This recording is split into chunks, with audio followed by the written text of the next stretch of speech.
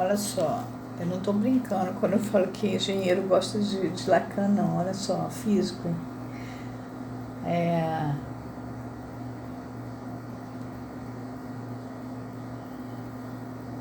Universo não local. Robert Nadeau and Menas Cafatos.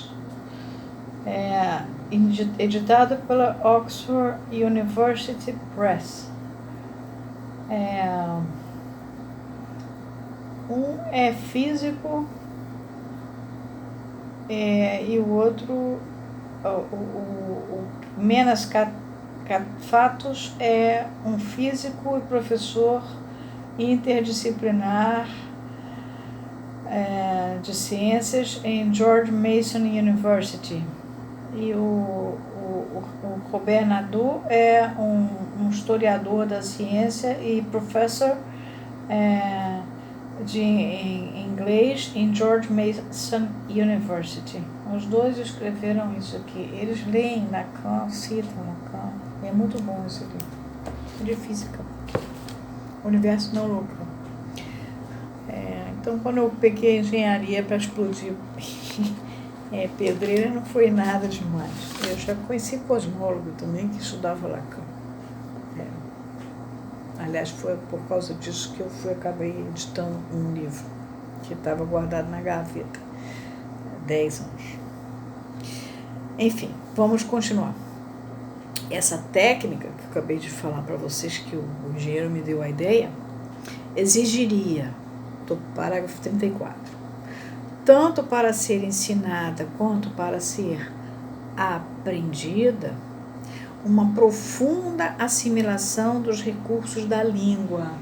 A gente tem que saber os recursos da língua, porque você vai ter que parar num certo momento, né? Qual é o pedaço que você vai usar para poder fazer aquele catador, cativo, cativeiro, enfim. A que hora você vai fazer esse uso, né? E especialmente dos que se realizam concretamente em seus textos poéticos. Freud, não sei se vocês sabem, foi premiado com a Gradiva de Jensen. Era um texto belíssimo que mereceu um prêmio de literatura. Quer dizer, além de cientista, além de ter criado a psicanálise sozinho, praticamente. Ele criou tudo sozinho. Depois vieram os acréscimos e depois Lacan pôde ser um intérprete vantajoso, até porque matematizou e trouxe a epistemologia para tornar a psicanálise mais dar a ela uma dignidade muito maior. Mas enfim, Freud fez sozinho praticamente. A Melanie Klein acrescentou com o édico precoce, quer dizer, existiram acréscimos, houve acréscimos. Sabemos que foi esse o caso de Freud com relação aos textos poéticos. Quanto às letras alemãs, Freud escrevia num alemão, segundo quem entende alemão, belíssimo. E, na verdade, quando você escreve um texto de tese na Alemanha, até hoje, você tem que aprender o alemão culto. Você não pode escrever uma tese na Alemanha com um alemão vulgar. Seria ótimo se aqui no Brasil as pessoas fossem obrigadas a aprender o português culto, né? Ficava muito mais charmosa a tese. Mas não tem essa obrigação. Os professores falam errado, a gente ainda está muito atrasado. A Alemanha, depois que arrebentou o muro, fez um sistema de educação muito interessante. Sabemos que esse foi o caso de Freud quanto às letras alemãs, incluindo-se nelas o teatro de Shakespeare, em virtude de uma tradução ímpar. Além disso, eu queria lembrar vocês que a Ana Oa falava em inglês. Toda a sua obra, a obra do Freud, é testemunho disso. É belíssimo realmente o texto do Freud. Ao mesmo tempo, a tradução, por mais defeitos que tenha, não tem como você não perceber que ele tem uma densidade de texto elegante. Toda a sua obra é testemunho disso, ao mesmo tempo que do recurso que ele encontra incessantemente ali, não menos em sua técnica do que em sua descoberta. A técnica, vocês sabem que foi a associação livre que ele alcançou. A descoberta foi que o inconsciente, e existe, e o sujeito inconsciente fala, e não tem nada a ver com o eu. O eu que é uma coisa, mas o sujeito inconsciente vai detonando esse eu através de todas as possibilidades sintomáticas que ele tem. Então ele descentra o homem também. Essa é a descoberta do Freud.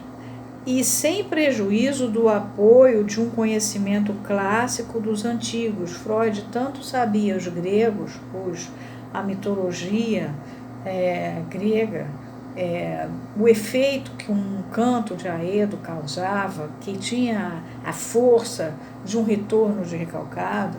Vocês veem a descrição do retorno de recalcado, por exemplo, quando ele trabalha com Breuer, naquele caso da Ana O, e ele descreve, né, a força que vinha no retorno do recalcado. Também, quando ele trabalha com os pensadores trágicos, chamados até pelo próprio Lacan de pré-socráticos, embora o próprio Lacan diga que não existe nenhuma realidade pré-discursiva. Toda realidade se funda a partir de um determinado momento. Os pensadores trágicos não eram pré-socráticos, eles eram trágicos. Eles não eram. Eles eram muito diferentes do Sócrates. E eles falavam numa linguagem simples. Por exemplo, os porcos se banham na lama. O arco tem por nome a vida, tem por obra a morte, né? Ele vai descobrir a associação livre, é essa simplicidade da associação livre, como ele vai também pegar de Empédocles a teoria pulsional, né? Então, todo esse saber dos antigos, e também de uma iniciação moderna no folclore. Ele vai usar também o folclore judaico, e de onde ele vai tirar os xixes e suas relações com o inconsciente. E de uma participação interessada nas conquistas do humanismo contemporâneo no campo da etnografia. Por exemplo, ele vai escrever Totem e Tabu.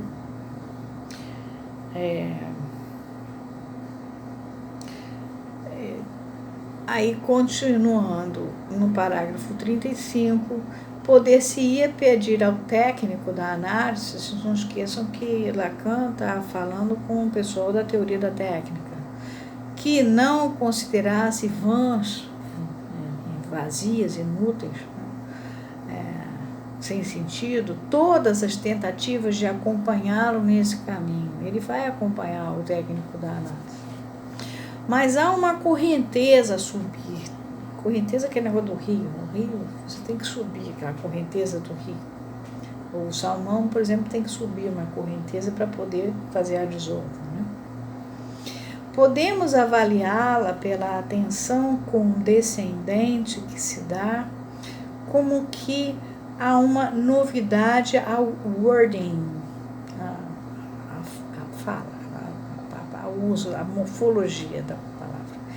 A morfologia inglesa fornece aqui um esteio suficientemente sutil a uma noção ainda difícil de definir para que dela façamos caso.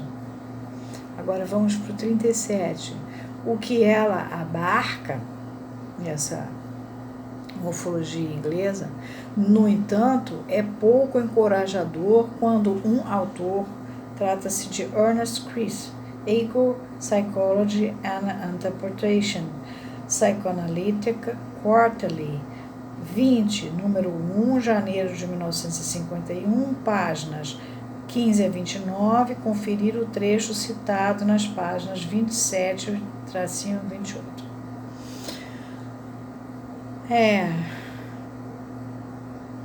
Um autor, que é o Ernest Chris, se deslumbra por haver obtido um sucesso bem diferente na interpretação de uma única e mesma resistência, através do emprego, abre aspas, sem premeditação, sem premeditação consciente, fecha aspas, sublinha-nos ele, Ernest Chris, da expressão need for love, necessidade de amor,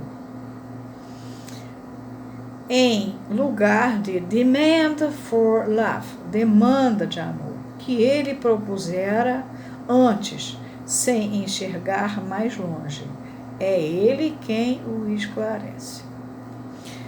Se essa historinha pretende confirmar a referência da interpretação à Ego Psychology, que aparece no título do artigo, parece tratar-se antes da Ego Psychology do analista, ou seja, da psicologia do ego do analista, na medida em que ela se conforma com um uso tão módico, tão modesto do inglês, que ele pode levar sua prática aos limites do balbucio.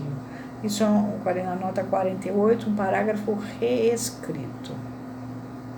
Continua Lacan, aqui, pois, need e demand para o sujeito têm para o sujeito um sentido diametralmente oposto. E afirmar que seu emprego possa ser confundido por um instante sequer equivale a desconhecer radicalmente a intimação da fala. Claro, uma coisa é necessidade, I need. Outra coisa é I demand, eu faço uma demanda, eu peço, né? Eu solicito. É completamente diferente. Mas o Chris bota no mesmo saco. Hartman, Chris e Levinstein eram os caras da teoria do ego. Quando você lê ego em francês, sai ego. Ego é igual. Eles tornavam tudo igual. Aqui tem uma insinuação. E Lacan, ele é muito atento ao Chris, aos enganos do Chris. Né? Vocês vão ver isso em outros textos. Bom, vou parar aqui no parágrafo 38, por causa do tempo.